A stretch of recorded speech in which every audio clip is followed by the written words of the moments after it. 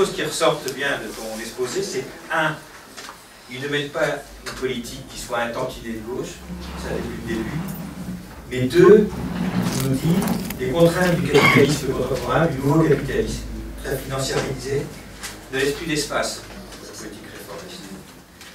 D'une certaine manière, on est obligé de se dire qu'on est coincé dans ce truc-là. C'est-à-dire qu'effectivement, il n'y a pas une politique qui n'est absolument pas de gauche qui est menée, mais en même temps, on constate qu'il n'y a plus... C'est pour ça que le capitalisme tel qu'il existe aujourd'hui, on aurait pu rajouter la perte de la souveraineté sur la monnaie. Qu'est-ce que c'est qu'un gouvernement qui n'a même pas le contrôle de sa monnaie? C'est un gouvernement très bizarre quand même. Donc, des gouvernements qui n'ont même pas le contrôle de leur monnaie n'ont plus aucun espace pour faire ce qu'ils veulent. Donc on est là-dedans, on est coincé dans ce truc-là. Parce qu'on ne peut pas simplement faire des critiques subjectives en disant ils ne font pas, etc. Si en même temps on dit, objectivement, c'est de plus en plus difficile à faire quelque chose qui soit une politique réformiste. C'est là-dedans qu'on se situe, c'est là-dedans qu'il faut discuter. La deuxième chose, tu dis, il fait la même politique que la droite. On pouvait dire ça, mais je crois que quand on entend la droite maintenant qui commence à avancer des éléments de programme, bon, de certaine manière, on va être de moins en moins amené à le dire. Parce que quand on voit les éléments de programme qu'avance aujourd'hui la droite, le programme de l'UDI, les 39 heures, puis les 35, par exemple, la semaine dernière, on a eu avant la TVA à 23%, on a le report de l'âge de la retraite qui revient régulièrement, etc. D'une certaine manière, la droite, effectivement, par une logique aussi d'appareil qui fait qu'il faut qu'elle se différencie de la politique qui est menée, qui est certainement dans la continuité de ce qui a été mené avant, est amenée à avoir un programme, à proposer de plus en plus un programme qui, d'une certaine manière, est assez ahurissant même, et qui n'est pas le même que celui, dont on ne pourra pas dire longtemps que c'est le même que celui que mène le Hollande, parce qu'il est tellement de droite, tellement proche de celui de l'extrême droite, tellement radicalement anti-ouvrier et anti-populaire, que là, on va commencer à voir réapparaître des différences de programme. Je crois qu'il ne faut pas s'illusionner là-dessus. Parce que le programme que va avancer l'UMP, l'UDI, etc., ça ne va pas être les 40 millions de cadeaux, les 40 milliards de cadeaux et des choses de ce genre. Ça va être beaucoup plus radical. La troisième chose qui m'a frappé de ton exposé, c'est qu'il y a quelque chose que tu n'as pas cité, et je comprends pourquoi tu ne l'as pas cité. Et c'est intéressant d'en parler, c'est qu'il y a eu le mariage pour tous. La réforme du mariage pour tous. Et c'est vrai que tu ne l'as pas cité, parce qu'à juste titre, d'une certaine manière.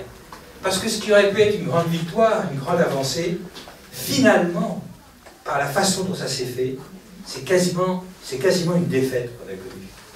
C'est-à-dire, on a gagné le mariage pour tous. Ok, il existe. Mais ça a été, il y a eu la façon dont ça a été fait, l'absence de riposte à ces gigantesques déferlements de haine homophobe et de haine antiféministe aussi, parce que je pense que fondamentalement, avant d'être un mouvement homophobe, le mouvement de la manif pour tous était un mouvement contre l'égalité homme-femme. Et c'est au nom de c'est parce qu'ils refusaient l'égalité homme-femme qu'ils voulaient pas de ce mariage. Au fond de l'affaire, il y avait ça. Il y avait la question des femmes, au fond de l'affaire.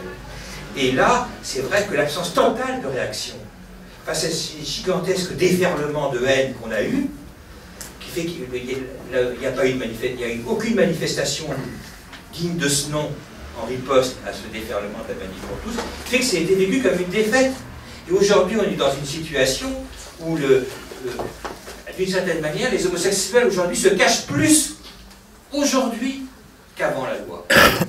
Ils ont plus la trouille aujourd'hui qu'avant la loi. Ce qui est quand même une situation paradoxale, évidemment, dans lequel on est. Et donc ça, même ça, finalement, d'une certaine manière, là, il n'y a pas les contraintes financières, etc. Là, on est dans un pur champ de ce qu'on appelle des questions sociétales. Même ça, ils en ont fait une défaite.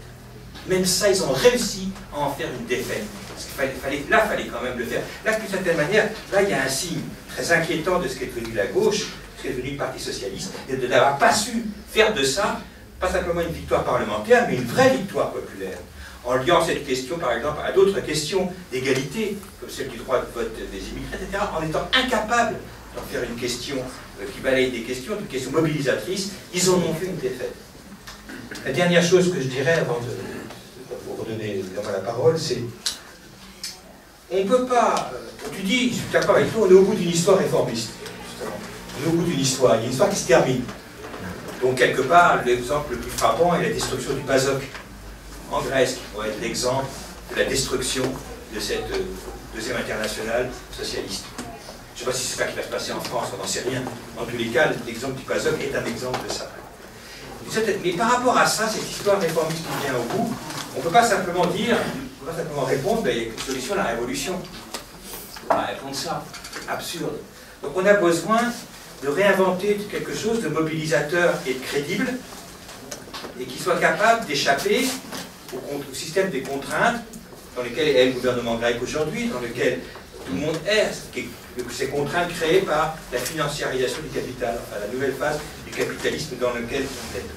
Et là, c'est vrai qu'on tâtonne beaucoup là-dessus, mais la seule chose qui peut paraître crédible, c'est de rajouter, et ce qu'a manqué pour le mariage pour tous, évidemment, par exemple, et ce qui manque pour le reste, je ne sais pas si le gouvernement grec saura le faire, j'espère, si Podemos saura le faire, je l'espère, c'est comment réinventer une contrainte de plus.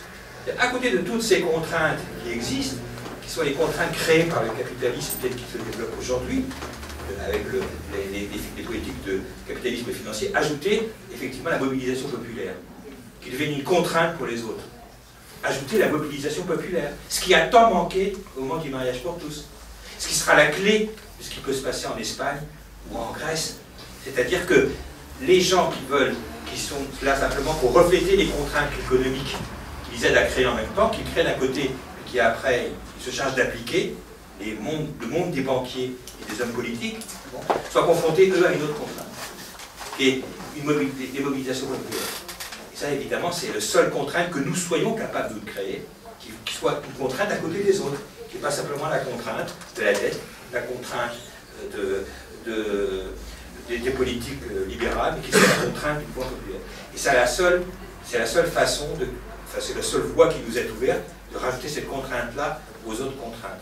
Évidemment, c'est extrêmement, ça reste en partie abstrait, mais quand on voit ce qui s'est passé sur le mariage pour tous, c'est le fait que ça n'a pas été possible, que effectivement, on peut voir comment les choses auraient été différentes s'il y avait une vraie mobilisation, enfin si le Parti socialiste avait aidé à une vraie mobilisation pour défendre le mariage pour tous, au lieu de se contenter d'une bataille parlementaire et ensuite de reculer sur toutes les questions comme la PMA par exemple, sur lesquelles il a reculé immédiatement. Monsieur. En tout cas, merci pour avoir ouvert cette discussion, qui je crois est la discussion du moment. Monsieur, le micro. Prenez le micro. Je pense que c'est important de distinguer entre ce qui est spécifique à la France et ce qui n'est pas spécifique à la France, parce que une partie de ce que vous dites est complètement généralisée pour tous ceux et celles qui ont suivi l'histoire du blairisme, de Schröder, etc. Alors ce qui m'intéresse, c'est surtout ce qui est spécifique à l'histoire du Parti socialiste français. Et là, par la nef, je n'ai pas vraiment saisi ce qui est spécifiquement français dans l'histoire, dans le cadre que vous avez esquissé.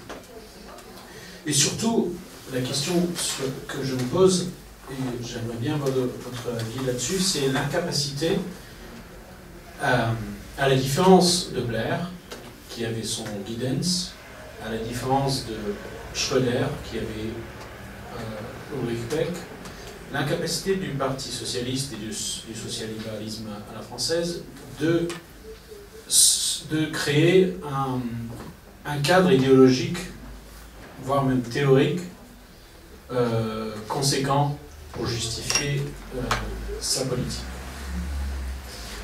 Et plus précisément, je me pose la question sur la question de Piketty. Parce qu'avant 2012, il y avait tout un dispositif, en fait, intellectuel, mis en place autour de Rosan Vallon et la République des idées, d'intellectuels de centre-gauche, qui proposaient des réformes plus ou moins gentilles, pas très radicales, qui auraient pu s'intégrer dans un programme social-libéral sympa, disons. Pas trop dur, pas trop ouvertement pro-capital, mais quand même social-libéral. Et Piketty en faisait partie. Et il a publié un livre dans la collection de Rosan Vallon pour une révolution fiscale, etc. Et c'est quelqu'un qui avait soutenu cette ligne royale. C'est quelqu'un qui, il me semble, se voyait un peu comme le conseiller du prince en matière économique pour le gouvernement Hollande, et qui a été rejeté, qui a été négligé, qui a été marginalisé, mis de côté, et depuis le succès de son livre, surtout en dehors de la France, se déplace de plus en plus, en tout cas discursivement, vers la gauche. Il suffit de voir son entretien, enfin la conversation avec Iglesias sur l'émission de Podemos, l'entretien avec Badiou sur Mediapart, etc. Donc c'est quelqu'un qui aurait pu s'intégrer dans un projet cohérent autour du PS pour un programme social-libéral, mais plus bien pensé, plus cohérent, plus sympa. Et ils ont été incapables d'assembler ce genre de dispositif. Pourquoi? Est-ce que c'est une incapacité spécifiquement hollandaise ou est-ce que c'est quelque chose de spécifiquement spécifique au Parti socialiste français? Parce que je trouve que c'est, quand on essaye de mettre en place une mutation aussi importante, en général, de la social-démocratie à la social-libéralisme, on essaye au moins de donner un sentiment que c'est basé sur un travail idéologique, au moins. Alors là, c'est rien du tout, c'est du pragmatisme, etc. C'est complètement empirique. Pourquoi Piketty n'est pas le conseiller de Hollande et pourquoi il n'a pas été intégré dans l'équipe Vous pouvez passer le micro à monsieur?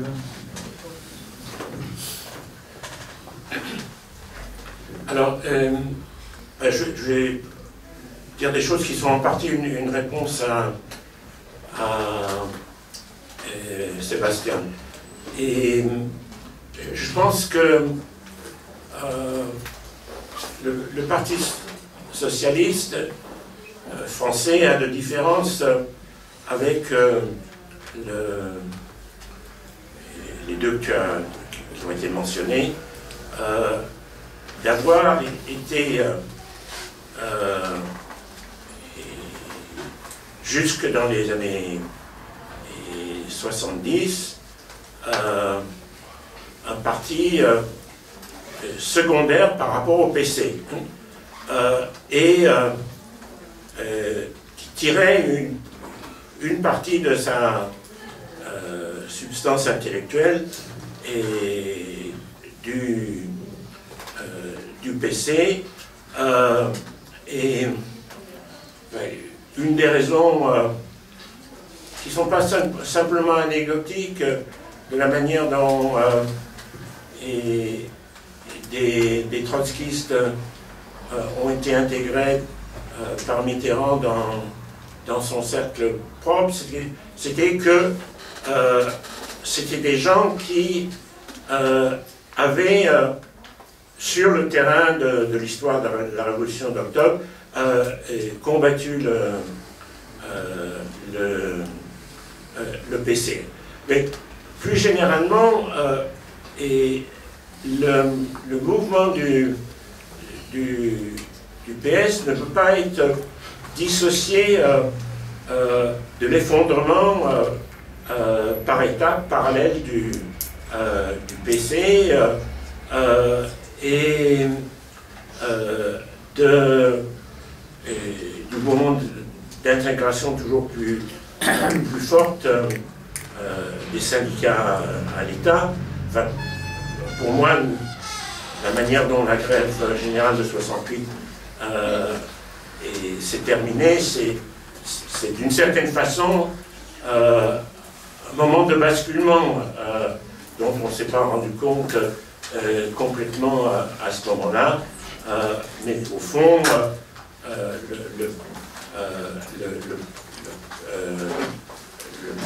le le Parti socialiste d'Épinay, c'est le résultat du blocage du fait que la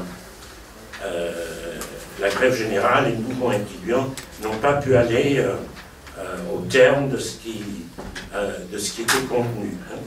Et dernière chose, il y a eu quand même deux moments forts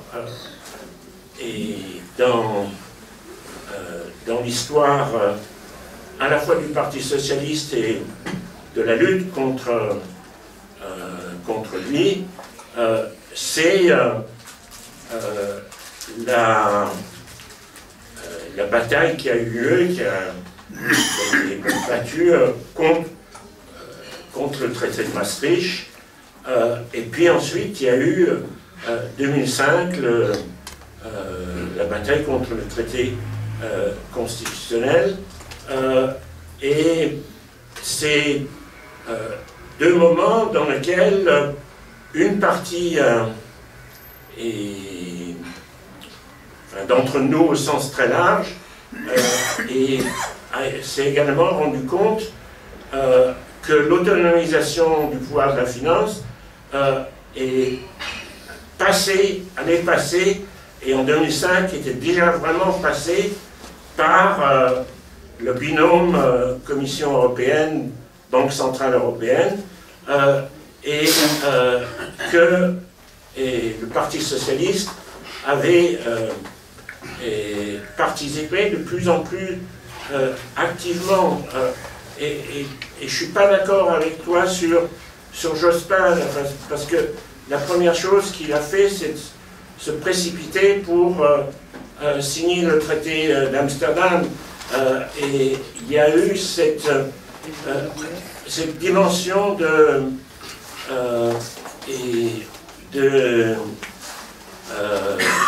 se dire on va s'adosser à ces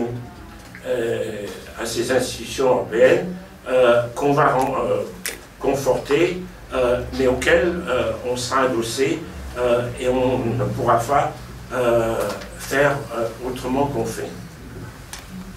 Voilà, donc le micro, c'est dans le fond là-bas, Francis Citel. On va demander à chacun d'écourter un petit peu les interventions. Oui, dans cette mise en perspective de l'expérience actuelle avec les précédentes expériences de la gauche, je pense qu'il faut effectivement valoriser ce que vous disiez sur le fait qu'il n'y a pas eu de tournant.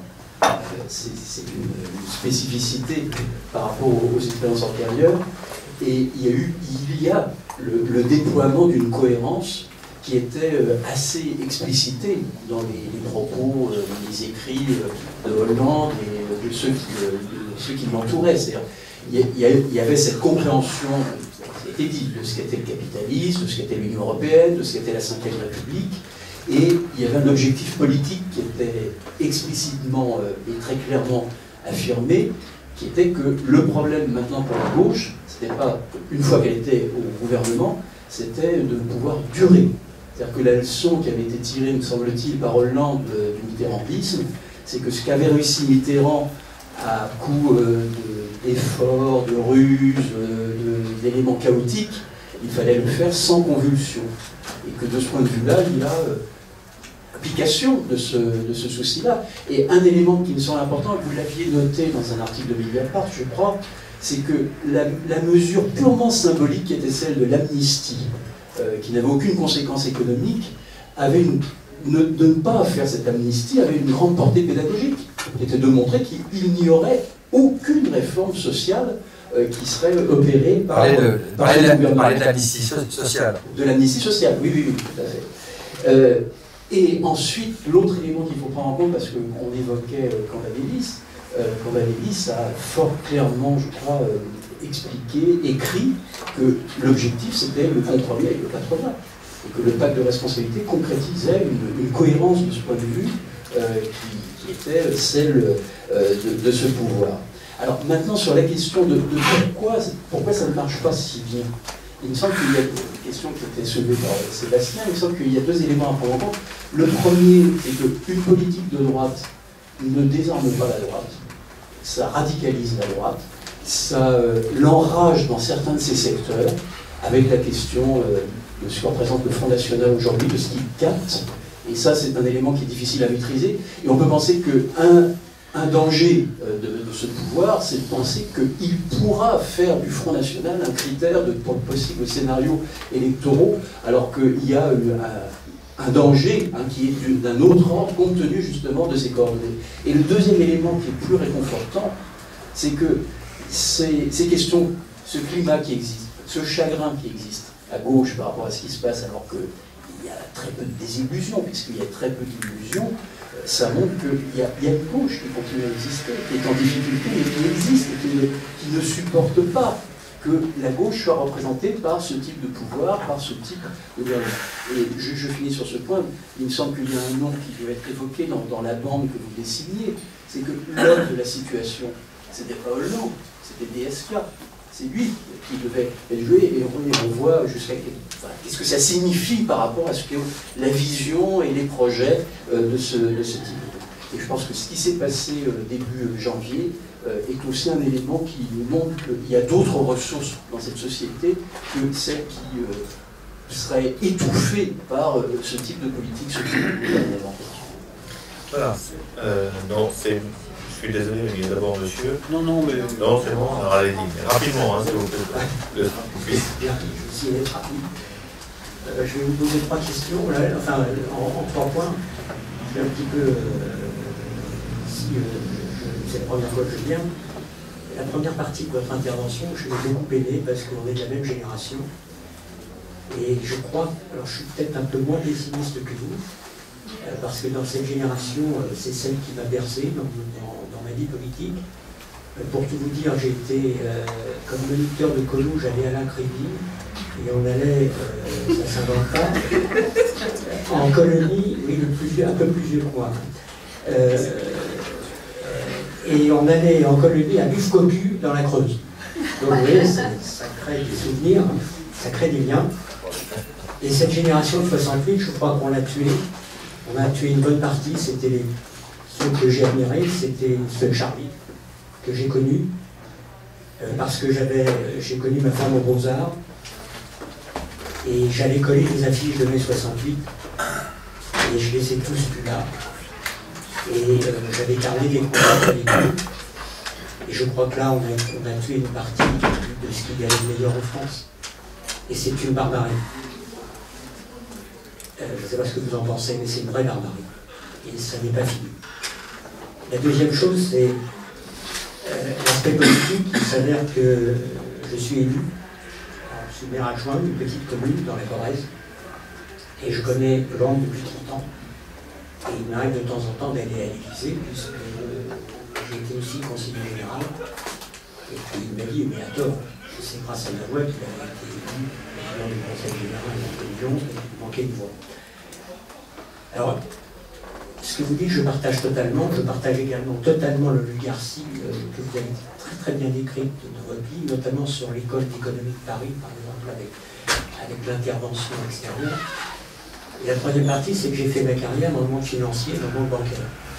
Je suis presque professeur, j'ai des élèves de Sciences Po, presque professeur d'économie aux arts et métiers. Je suis encore consultant et analyste financier. Et ce monde financier, c'est celui qui nous gouverne. Et je pense que vous avez bien décrit l'impossibilité de la gauche d'arriver à maîtriser ce capitalisme. Alors, pour simplifier, pour être court, si la droite vient au pouvoir, on voit le programme, c'est pire que les néoconservateurs américains.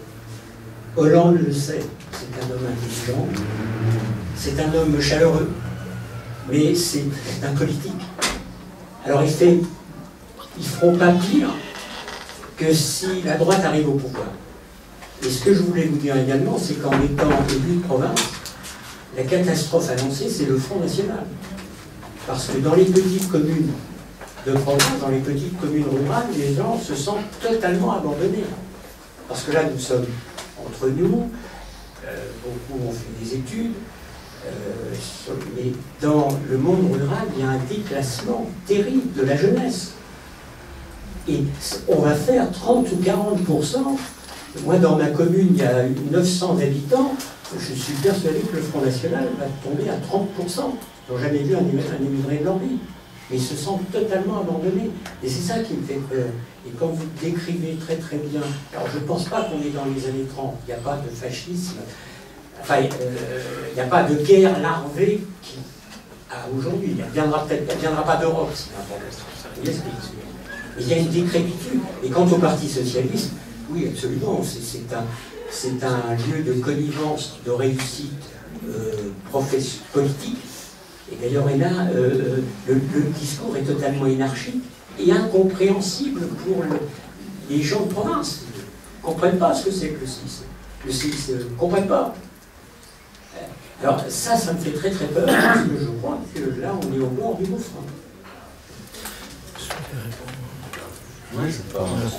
J'aime pas le terme répondre. Non, mais il faut continuer à discuter. Puis On continue, puis après, voilà. C'est... Et juste par rapport à la question qui était posée tout à l'heure, qu'est-ce qu'il y a de spécifiquement français? Moi, je pense qu'on peut répondre à cette question. C'est pas mystérieux. C'est fondamentalement la question des institutions, de ce que De Gaulle en a fait, de la Ve République. Et je vais le dire sous une autre forme, peut-être plus concrète. Je pense que Mauduit serait d'accord avec ça, j'espère. Mais en Allemagne, il y a un gouvernement de coalition. Le SPD, il n'a pas de problème pour gouverner avec la CDU. Demain, on espère que Podemos gagnera les élections, mais ce n'est pas sûr du tout. Et s'il ne les gagne pas, et que personne ne les gagne, et que ça se partage en 3 tiers, ben je vous prédis qu'il y aura un gouvernement de coalition entre le PSOE et le PP de Rajoy. Et tous ces partis socialistes-là, ils sont prêts à le faire parce que les institutions le leur permettent. La logique des choses en France voudrait qu'on ait un gouvernement de coalition qui sorte de tout ça autour du pacte de compétitivité, de trucs, de machin, de tout ce qu'on veut. La politique est pratiquée avec une partie de la droite et le Parti Socialiste et le PS. Et c'est pas possible parce qu'il n'y a pas la proportionnelle, parce qu'il n'y a même pas un bout de proportionnelle, etc., etc. Donc ce blocage des institutions, il contribue à ça, et il contribuera peut-être, je crois, à une capilotade du PS. Peut-être pas tout de suite, mais il contribuera à ce que le PS s'effondre là-dedans brutalement. Alors moi, j'ai 2 questions et 2 petites différences. J'ai lu votre bouquin, mais de petites différences.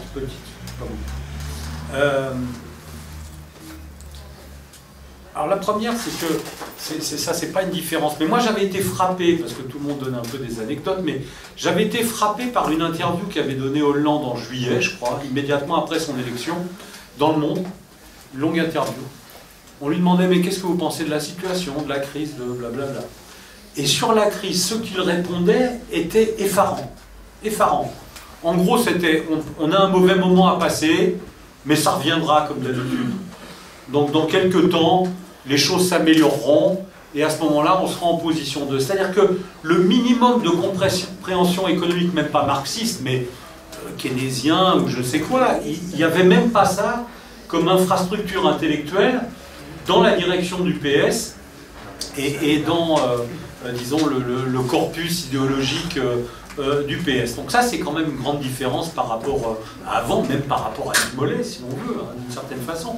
Alors, la deuxième chose, et après j'ai fini, mais la deuxième chose, c'est, je suis d'accord sur le parcours décrit, la coïncidence de tout ça avec la montée du libéralisme des années 80, enfin bon, on peut dater ça, la crise du capitalisme des années 75, l'effondrement du taux de profit, la remontée de tout ça avec le libéralisme, et le fait que le PS se met là-dedans, et pour le PS français, il n'y a plus de possibilité de collaborer avec un capital national, si j'ose dire, hein, comme De Gaulle l'a fait pour mener la politique qu'il a fait.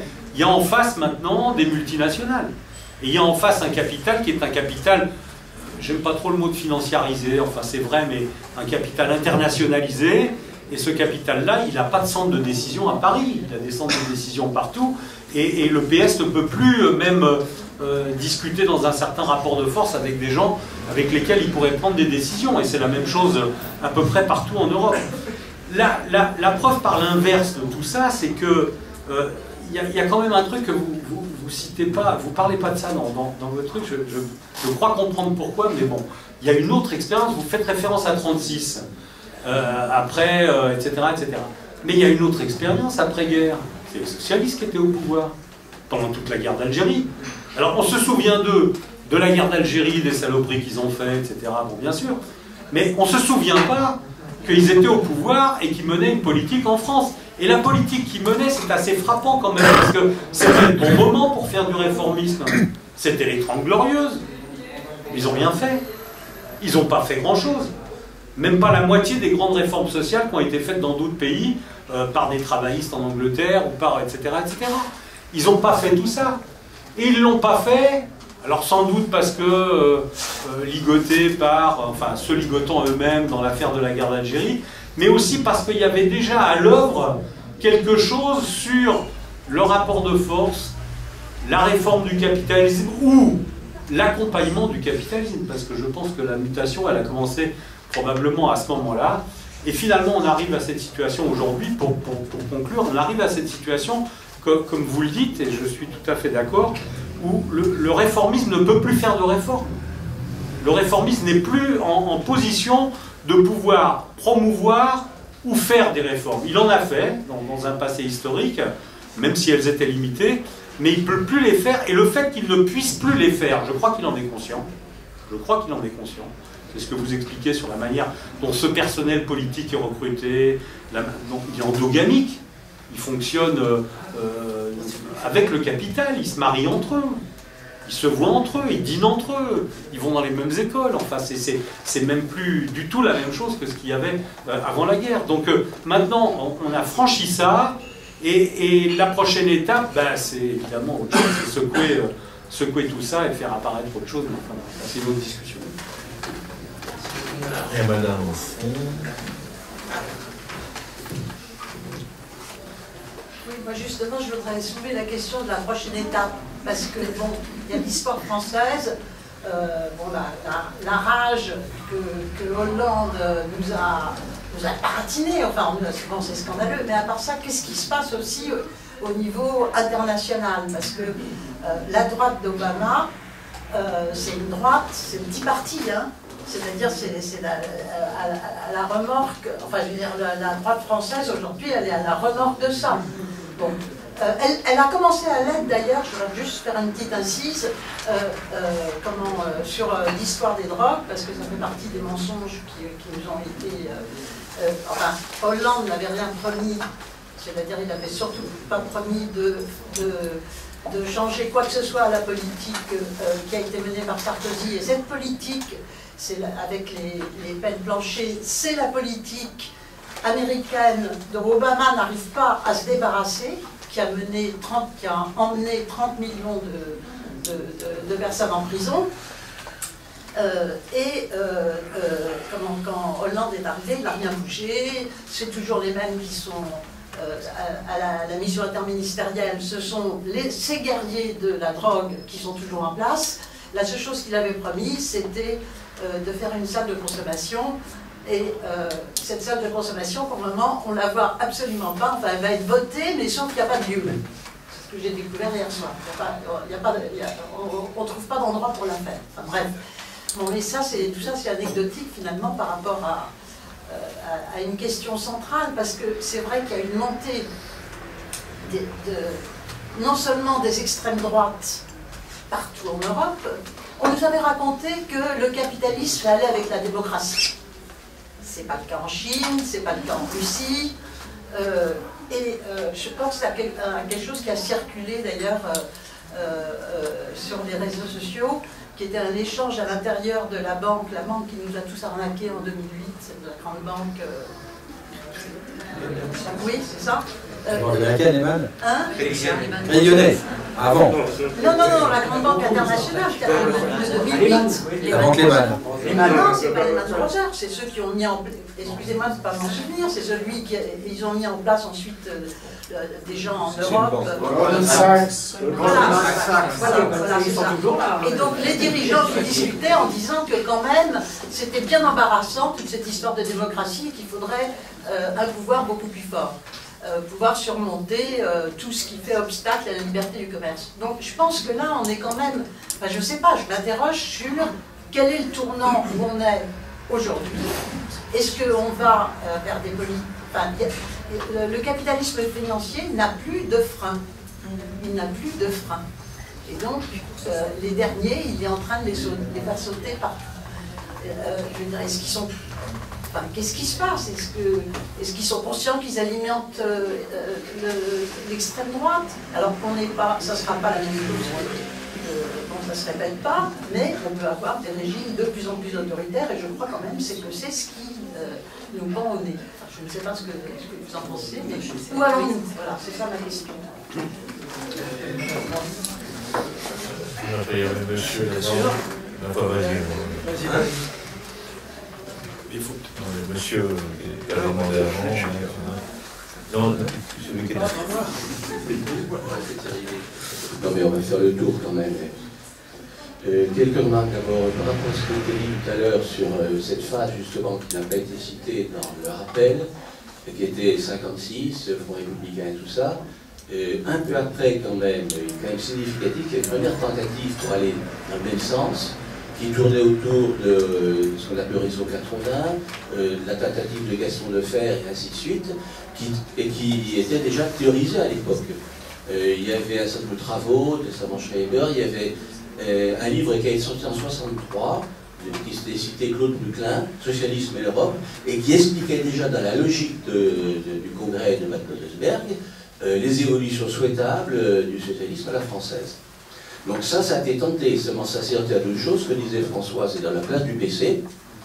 Tenter ça sans laminer le PC préalablement, c'était avoir une difficulté majeure. Et le deuxième, c'était aussi qu'il y a fallu entre-temps un mouvement social des 68 et compagnie, il a fallu un long détour pour y arriver. Et quand on voit ce qu'expliquait Mitterrand, et ce qu'il expliquait, y compris dans les réunions internes auxquelles on pouvait éventuellement assister, il expliquait très clairement ce qu'il a écrit dans son bouquin Ma part de vérité, dire en gros, utiliser le PC-CGT pour laminer tout ce qui était un peu radical et qui pouvait présenter un risque révolutionnaire à son yeux, ensuite utiliser la construction du PS pour laminer le PC, et puis après, aller vers ce qu'il souhaitait lui, partir de la réforme. Et il y est en partie arrivé, même si ça s'est produit un peu après sa mort. Donc là-dessus, il y a toute une étape qui s'est produite. Deuxième remarque par rapport à ce qui est dit, moi j'entends bien qu'on puisse souhaiter le succès de Podemos de Syriza, mais soyons clairs, le blocage du capitalisme avec toutes les institutions qu'il a en place, il est déjà fait. Un mois après, Syriza il est déjà coincé. Dans le meilleur des cas, un peu avec le schéma que je viens d'avant de 36, il y aura peut-être un juin 36 en Grèce pour bousculer un peu, mais pour l'instant il est déjà coincé. S'il n'y a pas de mouvement social derrière, c'est très clair, Syriza va reproduire les mêmes schémas qu'on a pu connaître en 81, etc. Et on va finir par une déception supplémentaire, avec y compris une extrême droite particulièrement radicale derrière. Là-dessus, les premiers signes de capitulation sont déjà bien engagés. Enfin, dernier point, moi, ce qui m'inquiète, c'est un peu ce que disait Philippe un peu au début, sur la mobilisation. Parce qu'il n'y a pas que le PS, il n'y a pas que la gauche. Regardons le pacte de responsabilité. Qui est le meilleur propulseur en dehors de l'institution? C'est par exemple tout un pan entier du mouvement syndical. En tête. Et ce mouvement syndical marque des points dans les élections professionnelles de l'année passée. Et il n'y a pas meilleur propulseur pour cette politique-là que par exemple les dirigeants de la CFDT et tous les secteurs de ce type. Alors, là aussi, il y a un pan entier sur lequel on pourrait rebondir, en face duquel le reste du mouvement syndical est quand même assez en difficulté. On ne peut pas dire que les affaires autour de M. Le Pen facilitent la crédibilité, la reconstruction d'un syndicalisme un petit peu sérieux dans ce pays. Donc finalement, c'est assez profond. En plus, quand on regarde les quelques études qui sont faites, bouquin de Lefebvre sur la déprolétarisation du PS, le type qui est-ce qui a élu, qui est-ce qui fait la couche active au sein du Parti socialiste. Et il semble que c'est le même processus qui est en cours parmi la couche responsable dirigeante du PCF. Il y a un bouquin d'un sociologue et historien qui vient d'étudier ça. Il dit depuis le changement, l'arrivée de Robert Rus, ce sont les élus qui ont le pouvoir, ce n'est plus. C'est Jean Marchais qui a été le dernier qui était passé par la CGT avant d'arriver à la tête du PC. Donc c'est plus large que le PS se recule cette prise de distance par rapport aux couches populaires de l'ensemble de la gauche. Et bon, alors la marche entre tout ça, il n'y a plus beaucoup. Si on voulait essayer de caractériser peut-être ce hollandisme, je crois qu'il y a un aspect qu'il faudrait peut-être développer, c'est tout ce qui touche l'aspect international. Et là en particulier tout ce qui touche aux militaires. C'est ça qui m'a frappé quand il y a eu les premières interventions, disons, en Afrique, au Mali, etc.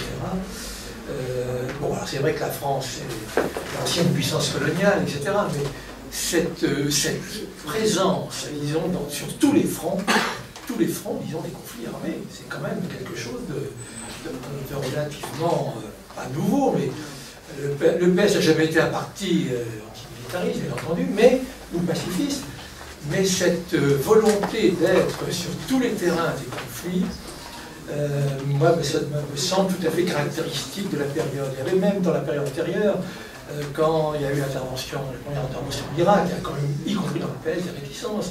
Parlons pas, disons, de la position de Chirac précédemment, mais alors, ce militarisme, à mon sens, continu, rampant, me semble être une des caractéristiques un petit peu de cette évolution du capitalisme à la française. C'est-à-dire qu'en fait, la France, qui a perdu sa place de 5e puissance mondiale, mais est restée, disons, dans le domaine, disons, des fournitures militaires, tout à fait présente et sur tous les terrains. Et d'ailleurs, ça détermine tous les jeux d'alliance qu'on peut voir aujourd'hui avec l'Arabie Saoudite. Tout ce qui est en train de se passer, la France étant capable de fournir, via le jeu de la contrebande, etc., des ventes d'armes, étant capable de fournir des matériels pratiquement à tous les protagonistes des combats. On est vraiment dans des situations là. Alors ça pourrait expliquer aussi ce que tu as défini dans un terme un peu vague disons, aristocratie, dans le terme oligarchie. Oui, c'est quoi cette oligarchie? C'est pas facile à définir. On est d'accord, c'est l'interpénétration entre les intérêts privés et les intérêts publics. Mais c'est peut-être dans le domaine, justement, de l'armement, du militaire, que cette symbiose s'opère de manière... Il suffit de voir l'impunité d'un type comme Dassault, par exemple, avec toutes les casseroles. Et c'est aussi le secteur qui sont maintenant soumis à la privatisation. Et ça sort directement à l'ancienne caste, disons, des généraux à la française, si on veut, nationaliste, entre guillemets. Et il y a là une mondialisation, en quelque sorte, de ce militarisme qui me semble vraiment quelque chose de... Et qui fait que la France, maintenant, est présente partout. Et on est maintenant en première ligne. Et ce qui pourrait expliquer, donc, il y aurait là aussi une source de terrorisme supplémentaire qui pourrait nous... Concernant l'avenir du Parti socialiste, dont on va beaucoup parler, est-ce qu'on peut faire l'hypothèse que, après les élections, dans la mesure où beaucoup de ces élus vont perdre des prébendes, c'est ça en fait qui les maintient encore dans le giron, est-ce qu'on peut penser à un effondrement, à la passion, en quelque sorte, du PS français? La question que je vous pose, je ne sais pas si ce scénario est envisageable à court ou moyen terme, mais disons que ça peut aller très vite.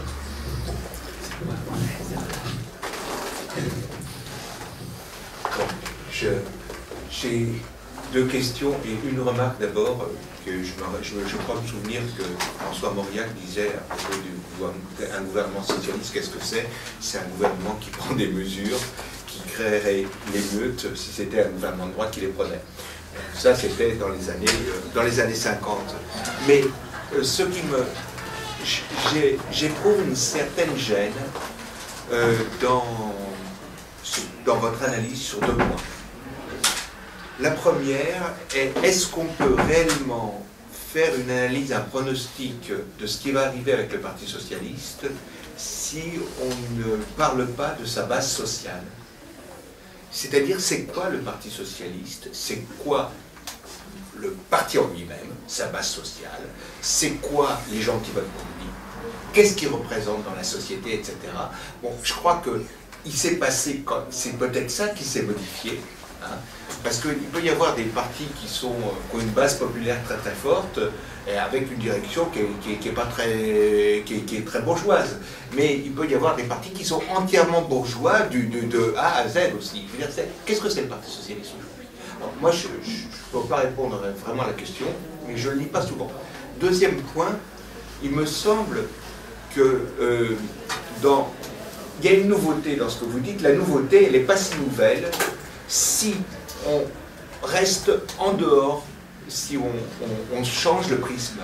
C'est-à-dire on passe du prisme hexagonal à un prisme international. À ce moment-là, on s'aperçoit que depuis le lancement de la contre-révolution, de la contre-réforme libérale par Reagan et Thatcher, toutes les social-démocraties dans le monde, à un moment ou à un autre, ont accompagné cette contre-réforme libérale. Toutes les social-démocraties. Ça a commencé dans un pays, tout petit pays, qui s'appelle la Nouvelle-Zélande. Ensuite, ça a touché l'Australie.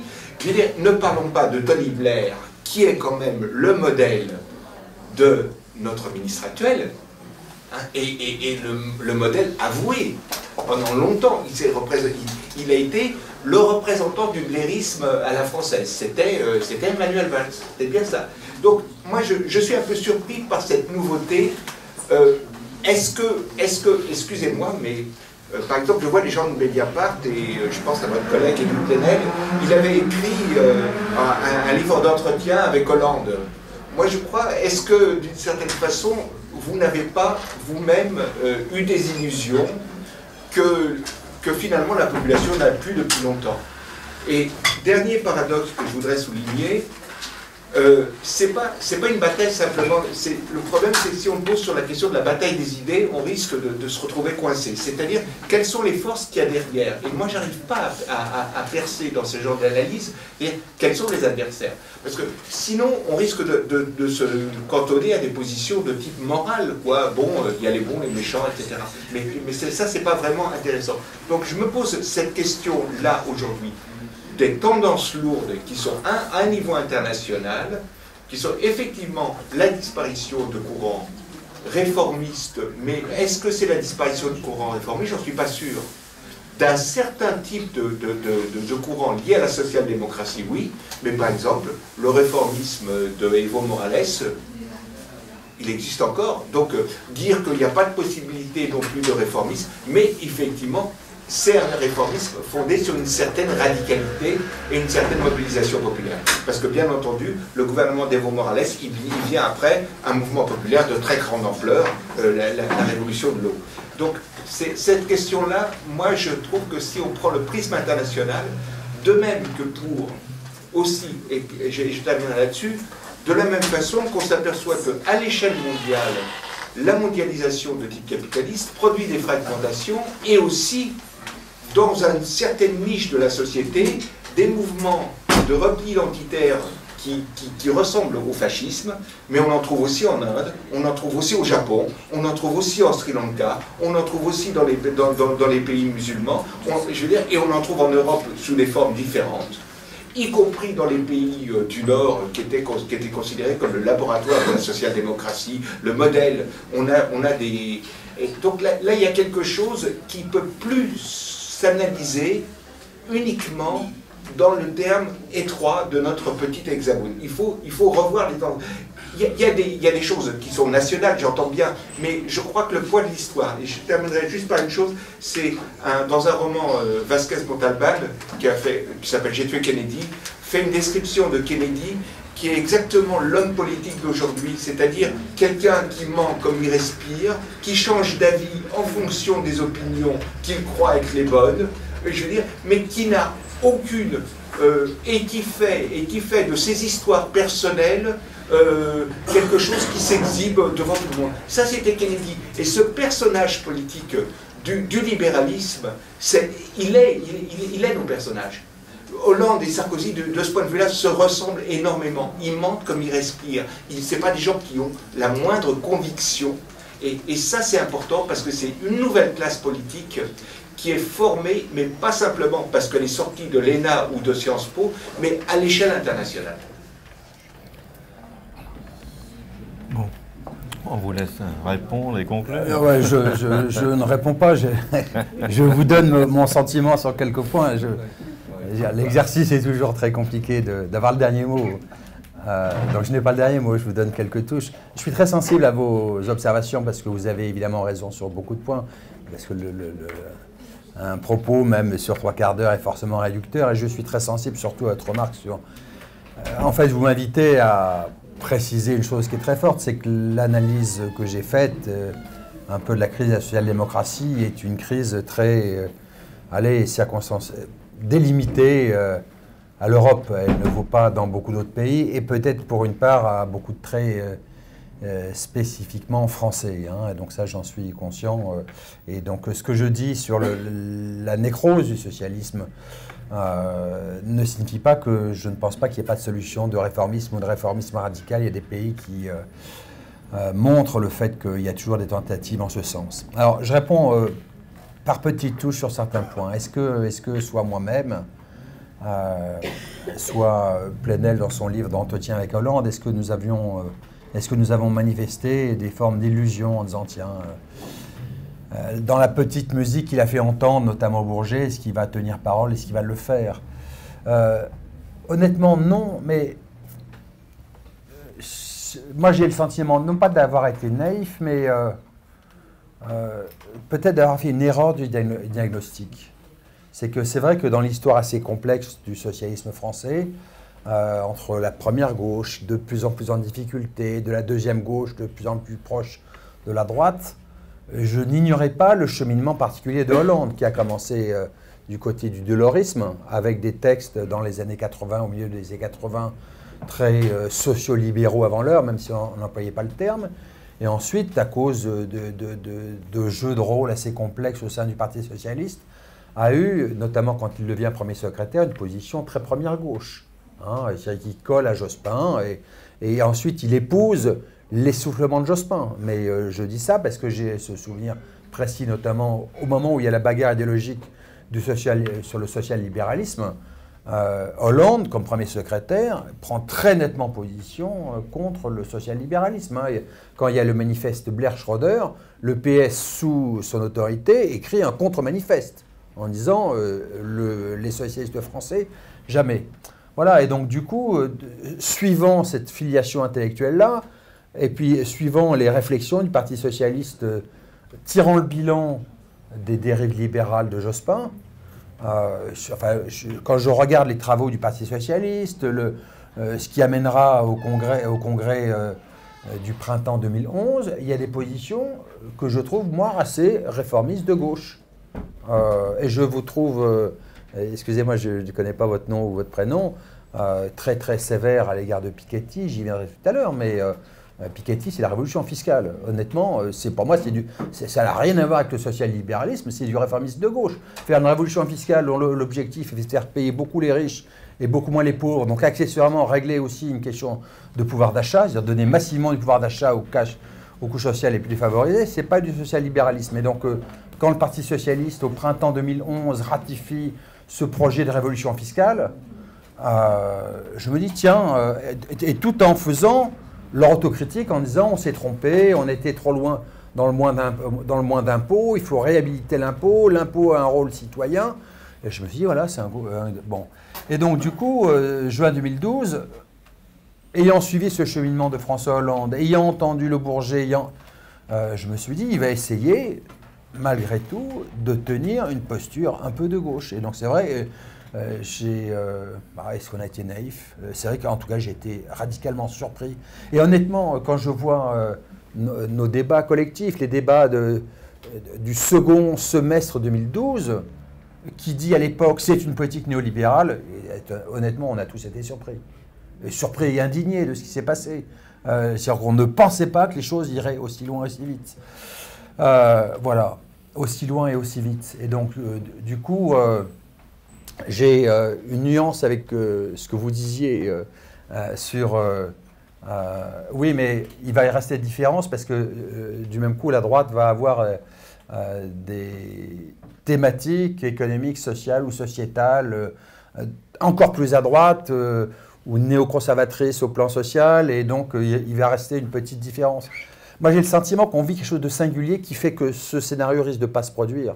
Parce que si on regarde là où est aujourd'hui le gouvernement, c'est quand même au plan économique, au plan social, tout le démantèlement du code du travail, l'effondrement.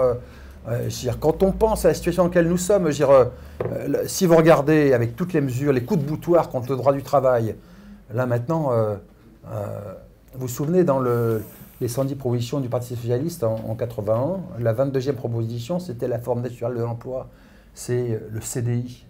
Et à l'époque, ils disent ça parce que c'est un rappel, il y a le début des stages bars, il y a un petit peu de réglementation, mais il y a quand même 9 emplois sur 10 qui sont créés, sont des emplois en CDI. Là, c'est totalement, en grande partie grâce aux socialistes, inversé. C'est-à-dire 9 emplois sur 10 sont des emplois sous forme particulière, CDD, intérim, travail à temps partiel, féminin, contraint, etc. etc. Et donc, sur quoi va se faire dans les années 80-90, il y a des petits symboles qui économiquement ne pèsent pas du tout, mais qui servent de caisse de résonance pour montrer une différence. Le RMI, l'impôt sur la fortune, là, tout ce jeu de rôle s'est effondré. Et donc, et en plus, j'ai l'impression que dans l'opinion, ou dans les gens qui ont le cœur à gauche, il y a une part là maintenant, comment dire, j'ai essayé de faire un chapitre pour dire ça. Écoutez, on ne marchera plus là, on ne marchera plus parce que il y a eu les dérives libérales des années Bérégovoy et puis la débâcle de 93, et puis il y a eu l'autocritique. Et le premier qui fait l'autocritique formidable, qui est chaleureuse, qui est forte, c'est Jospin, qui dit il faut dresser l'inventaire des... le droit d'inventaire, il revendique ce droit d'inventaire, il dit qu'il n'y a pas que les grands équilibres économiques, il y a aussi les équilibres sociaux. Bon, voilà. Et puis 2002, ils refont la même chose. Ah pardon, on s'est trompé. Voilà. Et je pense que dans l'opinion, et notamment soit dans l'abstention, soit même dans le vote FN, il y a cet aspect de colère. Vous nous avez menti, à 2, 3, 4, 5 reprises, ça ne peut plus. Et donc du coup, je me dis que dans notre histoire, on est dans une histoire qui a quelque part rejoint l'histoire espagnole ou rejoint l'histoire grecque. C'est que en fait, il y a une course de vitesse. Soit il y aura une solution d'ambition de la gauche sous une forme à la française, Podemos sous Syriza, soit il y aura l'issue fatale. L'issue fatale, c'est une issue d'extrême droite. Voilà, donc je ne pense pas... moi, je n'ai pas, je peux me tromper, le sentiment qu'on va revivre une fiction avec une fausse gauche qui va s'appuyer sur le fait que la droite est encore plus à droite qu'avant. Je pense que on approche de l'heure de vérité. Soit le Front National gagnera, dans cette course de vitesse, soit la gauche arrivera à se recomposer. Du coup, je comprends la remarque sur Syriza ou la déception. En même temps, bon, voilà, c'est vrai que les événements sont tellement récents que je me dis qu'il ne faut peut-être pas tout de suite bouder son plaisir. Pour une fois que dans un pays, l'issue n'est pas une issue d'extrême droite en Europe, que pour une fois qu'il y a une solution de gauche, et c'est vrai qu'on sent en Grèce, en tout cas pour ce qu'on en entend, une tension sociale. Ne sommes-nous pas dans une situation proche d'une crise très révolutionnaire, en tout cas d'effondrement du pays? Il ne faut pas exclure un mouvement social fort en Grèce, donc je ne suis pas sûr que les choses soient jouées à ce point-là. Hein. C'est la thèse de beaucoup de gens, c'est la thèse dans leur don. S'ils n'avaient pas renversé, la seule solution, c'est de renverser toute la table tout de suite. Et ils ne l'ont pas fait, ils ont capitulé. Je ne sais pas si l'histoire est jouée à ce point-là. Un dernier mot sur le social-libéralisme. Pourquoi, donc, en réponse à votre interpellation ou vos remarques, c'est vrai que ce qui est très frappant dans l'histoire française, je trouve, des socialistes français, c'est qu'elle se distingue d'autres en cela qu'ailleurs, parfois, il y a eu une volonté de repenser, une vision du monde, une doctrine. Le SPD en 59, les travaillistes à la fin des années 90 pensaient voilà, donner une vision doctrinale à leur parti. Et c'est vrai que les socialistes français, il n'y a jamais eu cet effort, il n'y a jamais eu de Bad Godesberg, et donc les reniements se sont faits toujours de manière un peu honteuse et un peu cachée, sans jamais les assumer. Donc c'est vrai en 81, ils font leur virage, mais ils n'assument pas le virage. Et c'est vrai, il y a un aspect très très paradoxal des années Jospin, c'est que Hollande conteste le blairisme, dénonce le blairisme, fait un contre-manifeste à l'époque où, sous l'impulsion des deux blairistes français que sont Fabius et DSK, Jospin est poussé de plus en plus dans cette voie-là.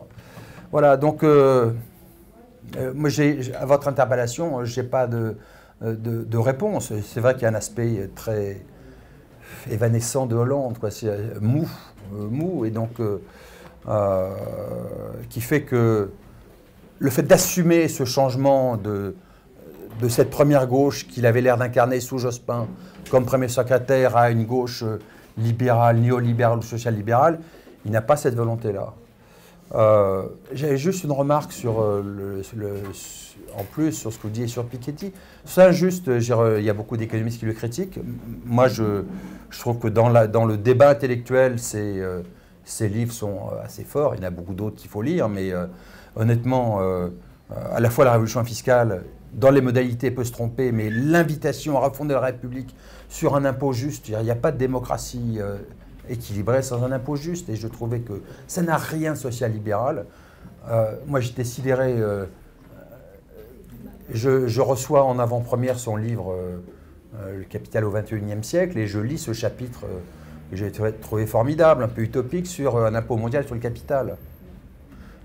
Je me souviens d'avoir envoyé un SMS à Mélenchon en disant « Jean-Luc, tu devrais lire vite ce chapitre, c'est une invitation forte à la réflexion. » Bon, je ne vous dirai pas sa réponse désagréable. Bon, mais et donc de Piketty, je ne dirais pas que c'était un social-libéral qui voulait. Je pense que c'est un intellectuel et il y a un aspect terrible. Il y en a beaucoup d'autres dans l'entourage du Parti socialiste, comme il y en a eu autour du Parti de gauche, d'intellectuels qui se sont mis à leur service, prêts à amener des idées. Et puis il n'y a pas de fertilisation croisée.